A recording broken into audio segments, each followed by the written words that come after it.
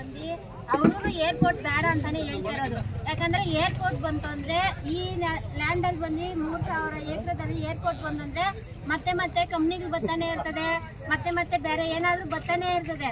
ಬೇರೆ ಏನಾದ್ರು ಬಂದ್ರೆ ಗ್ರೀನಿಸ್ ಆಗಿರೋದೆಲ್ಲ ಡ್ರೈನೇಜ್ ಆಯ್ತತ್ತ. ಆಮೇಲೆ ಈ ಚೆನ್ನೈ ಐತಲ್ಲ, ಚೆನ್ನೈಗೆ ಎಲ್ಲೋಡು ಸ್ವಲ್ಪ ಮಳೆ ಬಂತಂದ್ರೇನು ಸುನಾಮಿ ತರ ಹೋಯ್ತದೆ. ಆ ಸೆಕೆಂಡು ಸುನಾಮಿ ಬಂದು ಚೆನ್ನೈ ಬಂದು ಹೊಸೂರು ತಾಲೂಕ, ಹೊಸೂರು ಸುತ್ತಮುತ್ತ ಊರ್ತ.